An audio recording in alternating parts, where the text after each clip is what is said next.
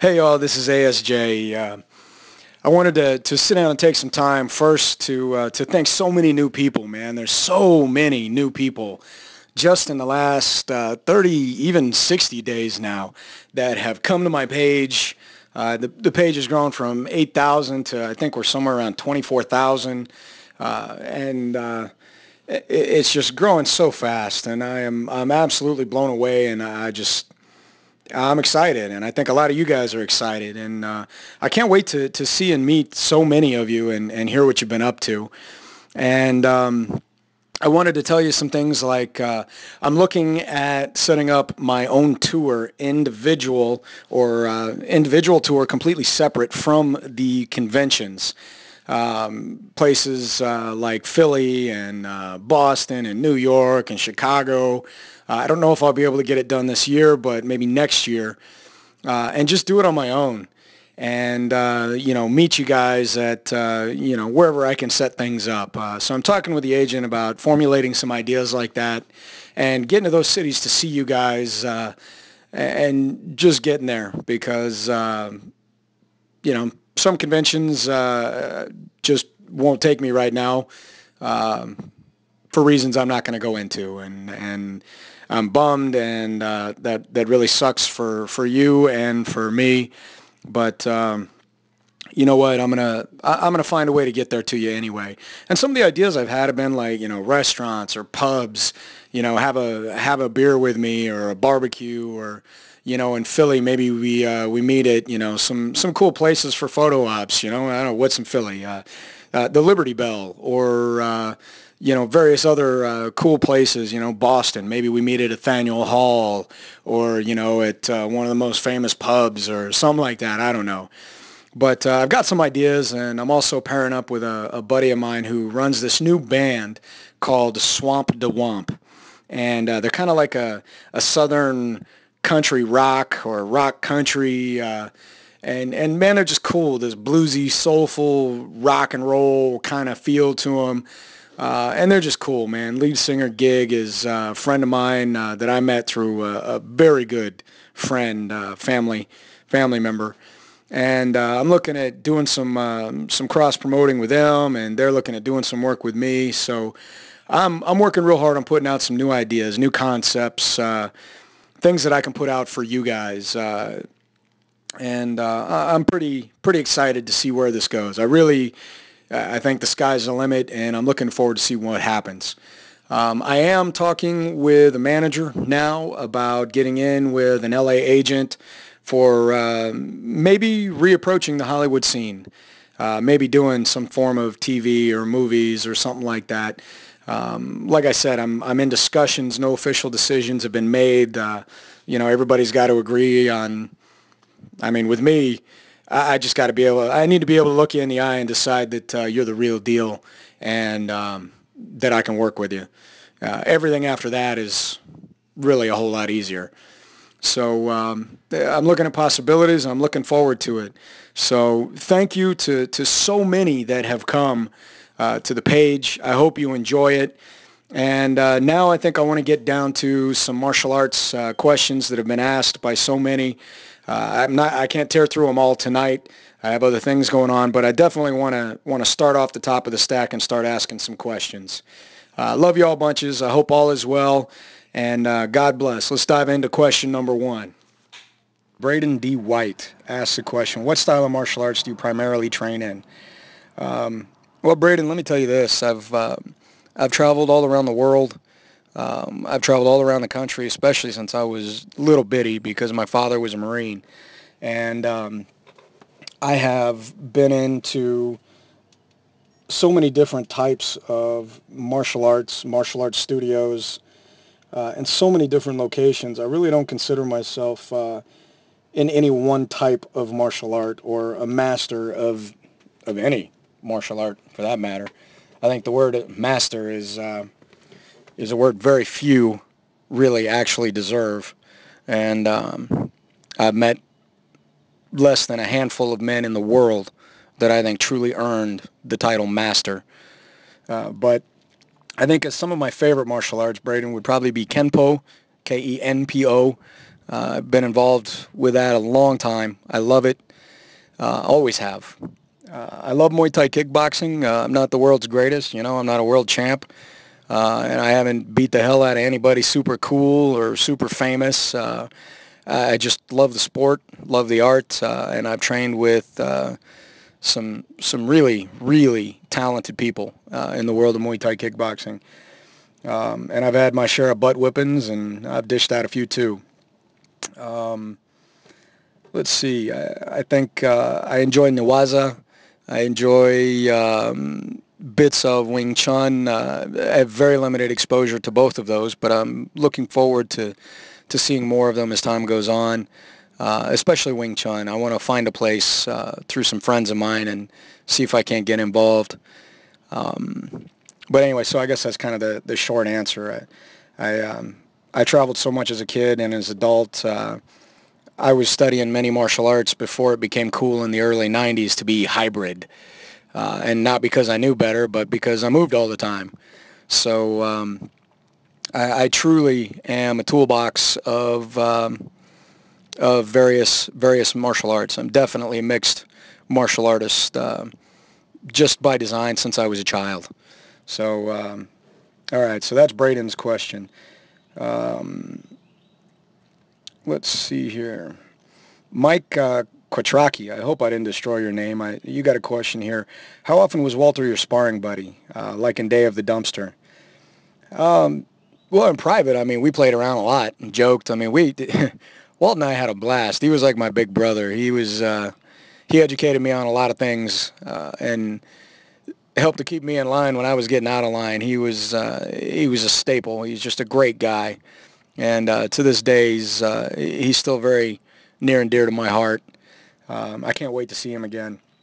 But we sparred and played around all the time. As far as on TV goes, there weren't too many scenes where we sparred because the show erupted into so many different areas. But I certainly would have enjoyed it had there been more. We truly had a lot of fun on set and off set. It was great. I loved working with Walter.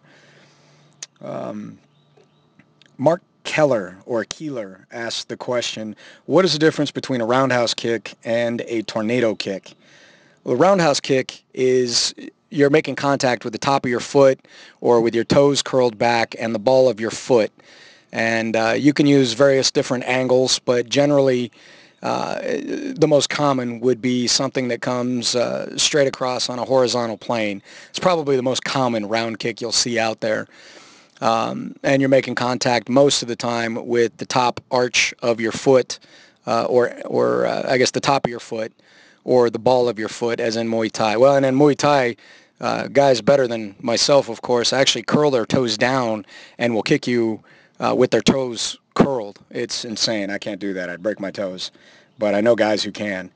Whereas with a crescent kick, let's see, that was what you said, right? Tornado kick. A tornado kick is just a fancy version of a crescent kick, which is your foot is pointing towards the sky and you're making contact with your opponent with the instep or heel of your foot from the outside to the inside. So the heel's the best. The calcaneus, big bone there. It's hard and can take the most impact. But those are the primary differences there. So the tornado kick, which was my signature kick, was something that we added a couple steps to build up more momentum, speed, and make it look prettier. It's also known as the hurricane kick, the North Star. It's got a bunch of different names depending which martial arts you go to and see their various takes on it. So it's a good question. Michael Ramos Veliz asked the question, what's the best form of martial arts for self-defense in a real-life setting as being attacked on the street?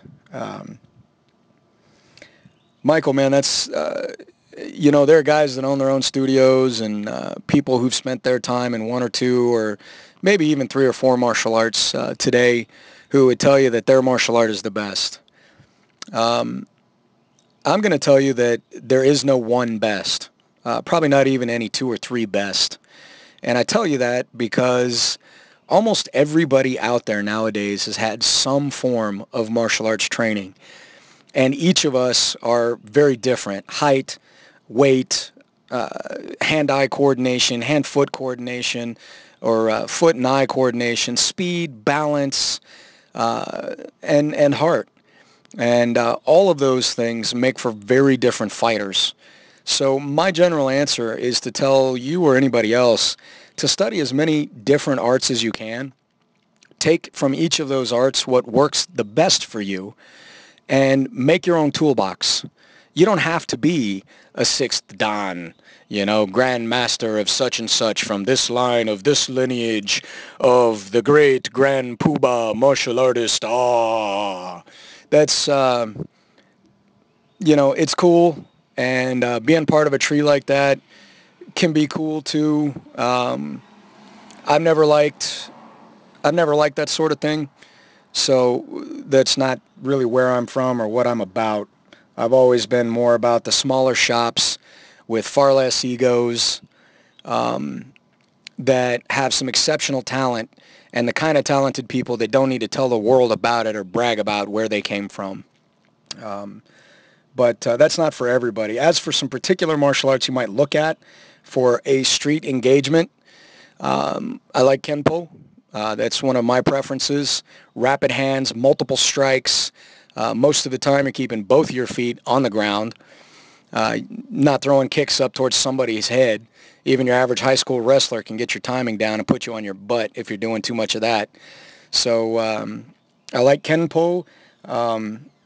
Another martial art called Krav Maga is brutal. It was created by a Czechoslovakian, in the 1950s, who then went to Israel and introduced it to the Israeli military, and it is now used regularly by Israeli special forces, called the Mossad. And it is very different than many mainstream martial arts you're going to see taught anywhere here in America, in that its sole purpose is to break bones, maim people, and or kill them, put them down with as few moves as possible, and move on. It is a true combat martial art. It is brutal. Now I tell you that saying, hey, you know what, go for it, learn it, but be careful, man. You can't just go killing people on the street. So like anything, it takes discipline, control, and discipline and control. You got to know when and how much. And the second you lose track of that, you're going to get yourself and others quite possibly in a lot of trouble and maybe severely injured. But those are two that I would look at, and there's so many others. There's over 2,000 martial arts out there nowadays. So there's so many places to go, so many to look at.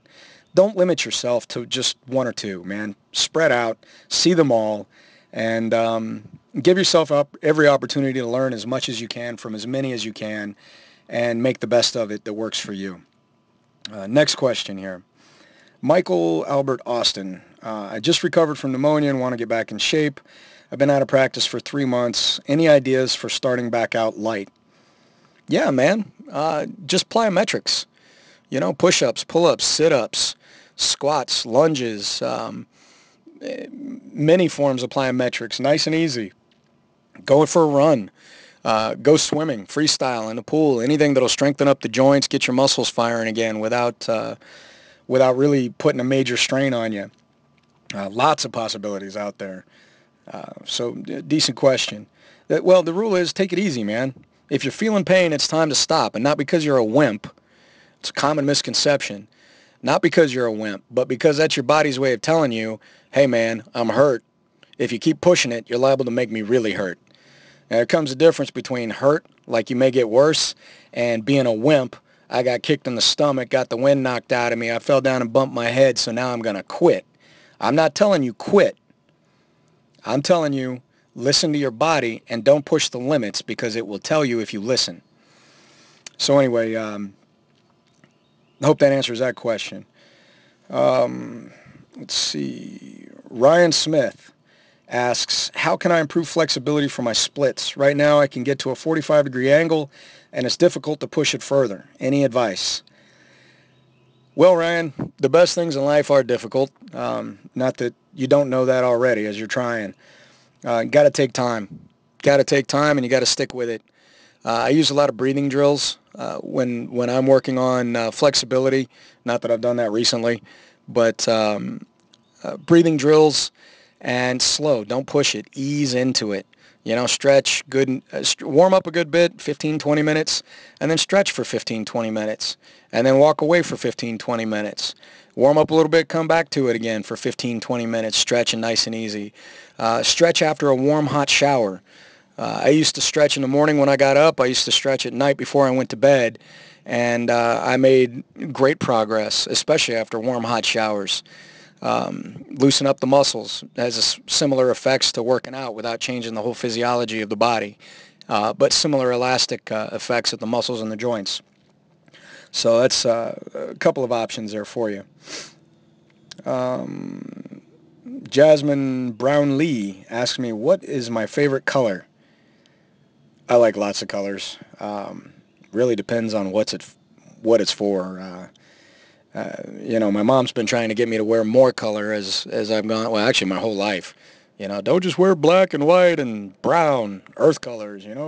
Wear some color, blah, blah, blah. And, of course, she says I look great in color, but that's what mommies are supposed to say.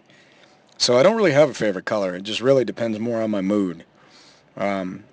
Although I'm not wearing pink, just for the record.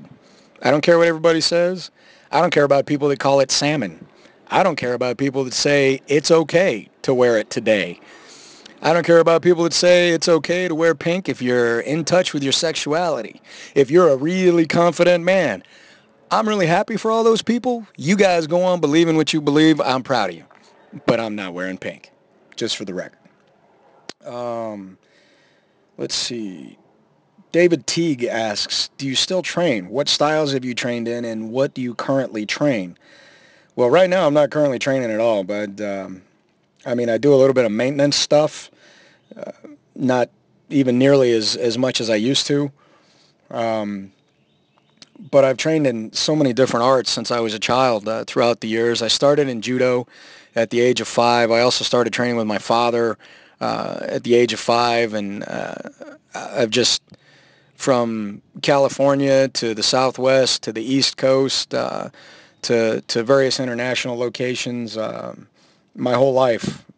I don't care who's teaching what. If there's room for me to jump in, I almost always have, and I've learned so much from so many. So I'm not really currently training, and I love to train in anything, especially if I haven't seen it or touched it before. So I hope that answers that. Let's see, next question. Anthony Valenzuela says, does learning martial arts in YouTube help if you can't afford to go to a qualified gym? Also, should I learn the same fighting style and techniques every day? Anthony, man, I like your heart and your spirit. I love that you're doing what you can do to learn online in place of having the money to go to a real studio. That's gutsy. I got to tell you that there's absolutely no replacement for a solid sensei, sifu, master. Solid instructors make or break the very best fighters in the world. So I hate to tell you that. I'm not trying to tell you don't buy videos, don't do the YouTube stuff. It's better than nothing, absolutely. And as far as the same fighting style techniques every day, you need to practice. Before you learn something new, you need to take what you got and make it perfect. And I myself have failed at that on various times in my martial arts career. But I would say learn from my mistakes, take what you've learned, make it perfect, and then add the next step. That would certainly be my advice on that one. Next question. Let's see here. Alex James asks, what was it like to be on Power Rangers? Well, think of the wildest, craziest roller coaster you've ever been on, and then picture it on a global scale. In 120 countries, the show aired. I think it was dubbed into 93 languages. It was on the news. We couldn't go out in public sometimes, a lot of times. it was it was amazing. The fans, I loved being around the kids. Their parents made me absolutely nuts more often than not, but I love the children. Um, it was there's just no describing it. It was insane, wonderful, intense. It was full of pressure. It had some serious down moments when the media would get a hold of stories like in Sweden. There's a little boy or a little girl that I think was stoned to death by other kids who were playing Power Rangers, and the media went into a frenzy and started blaming the Power Rangers. And you know, I wasn't big on that.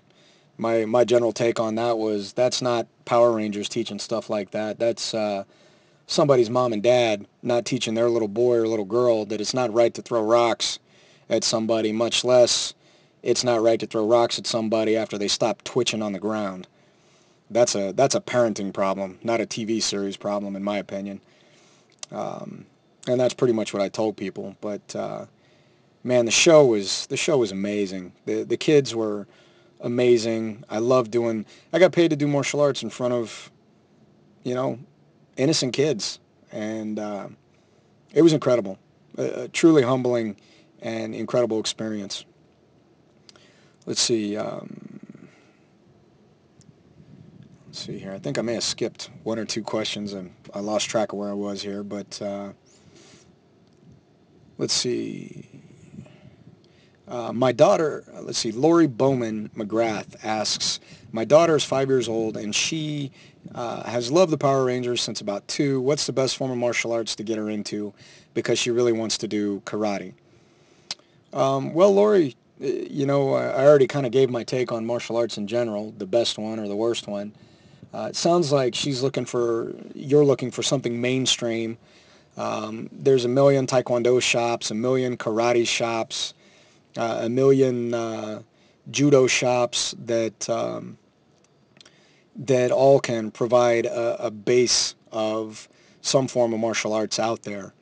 Um, I would tell you be careful with some of the chains, stores that own more than one shop.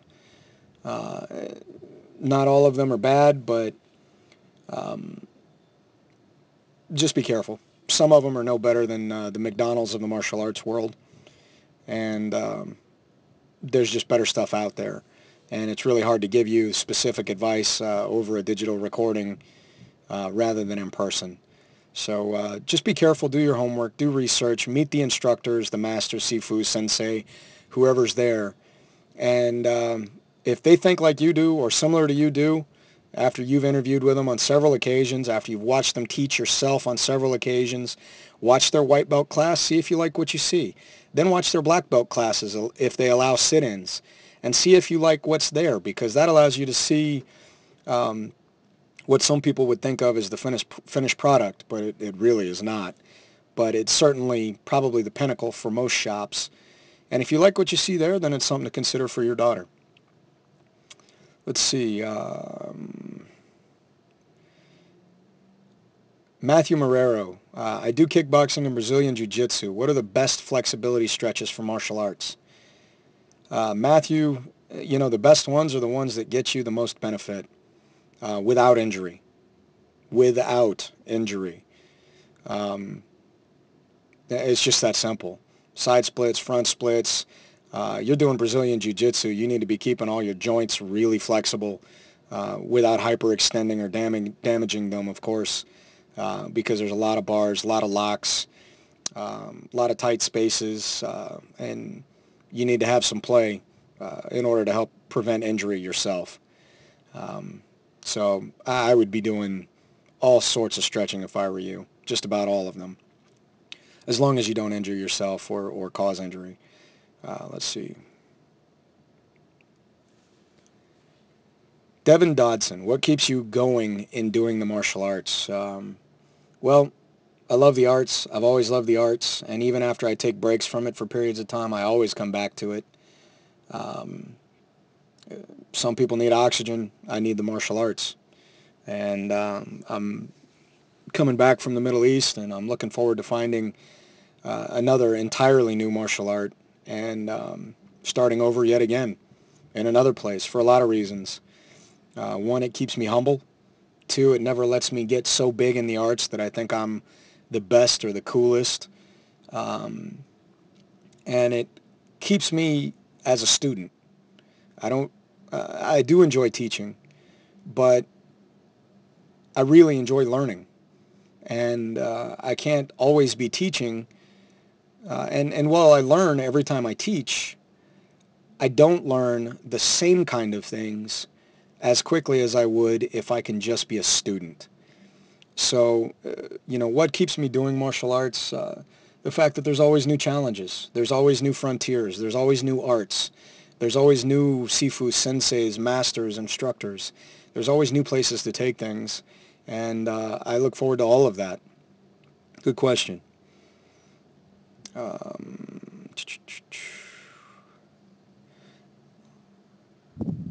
Nina Catherine Willman asks me, would you consider doing another martial arts video in the near future? And did you perfect that tornado kick that you did a lot? Um, Number one, I've actually toyed around with doing an adult martial arts video, something more expert oriented, or at least I toyed around with it probably 6, 7 years ago. I haven't toyed around with the idea as of lately. I don't know. Once I get back, I really just need to see and figure out whether I'm going to stay in the convention/Hollywood world or if I'm not. If I'm not, then I doubt I'll be putting out another video. But if I do, then I might. I don't know. I definitely don't have a time frame for you on that. As for did I perfect that tornado kick that I did a lot, the answer is absolutely not. Um, I think anybody that tells you they perfected any technique that they've got is a fool or a liar or absolutely delusional in their own mind. Um, I don't do anything perfectly, but I absolutely try. So anyway, nobody's perfect. We all know that. Any martial artist that tells you he's got perfect technique or he teaches it perfect or he does it perfect, that's somebody you need to really be careful with. There's a lot of ego behind a BS statement like that. So the thing to do would be to find their master and ask them if they're perfect. And their master is likely to tell you that their student should have never told you they had perfect anything. And if their master tells you the same things, no, then you can begin to see where an ego like that grew up, and I would walk away. That's a lot of the reason why I like the smaller mom and pop shops. They're much more humble. They're much more realistic. They don't feed people crap, and they don't teach perfection. They teach you to strive for it, but very rarely. In fact, I've never been to a shop where anybody told myself or any of the other very, very skilled martial artists that they were perfect. That's just, what a foolish thing to say. Emmett D. Sparrow, he asks, ¿algún consejo para ser una buena artista marcial? Basically, what's a good martial art? I think I've pretty much run through that. And I'm not good enough with Spanish to give you a translation other than to say, me gusta Krav Maga, Kenpo, Wing Chun, siempre Taekwondo, y todos posibilidades. Muay Thai, kickboxing, y todo bien. So, lo siento, necesito mucho más practicar con mi español. No estoy perfecto con mi español. Necesito más vocabulario. Mucho gusto, Emmett. Anyway, next question, Elijah Hummel. How long should I train for a week? Not really sure what you're asking there, buddy. How many times a week should you train? My opinion, and there's many out there, is that a minimum of 3 days a week if you want your average level of improvement. 2 days a week is maintenance. 3 days a week is minimal improvement. 3 days a week at an hour a day is minimal improvement. If you up those numbers or hours, you'll get more improvement. That's my humble opinion. And that, of course, as long as you're not injured. Let's see.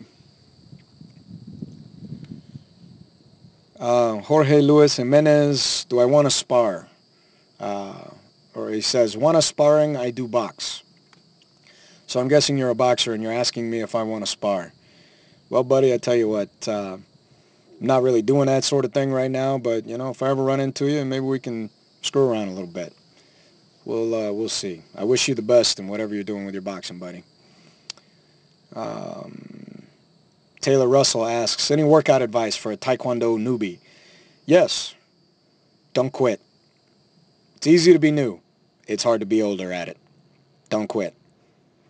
Um, 3 days a week, minimum 1 hour a day is the only way to even begin, in my humble opinion, to start getting better. Like I said, there's a lot of opinions out there, a lot of people who give you all their reasons why they might be right and I might be wrong, but that's what I found for me. Minimum of 1 hour, 3 days a week for me to gain the absolute minimum forward motion. And I've very rarely trained that little. Um, Learn your forms, learn your stances, your hand positions, work on the individual techniques, and then worry about putting them all together for your forms and go from there.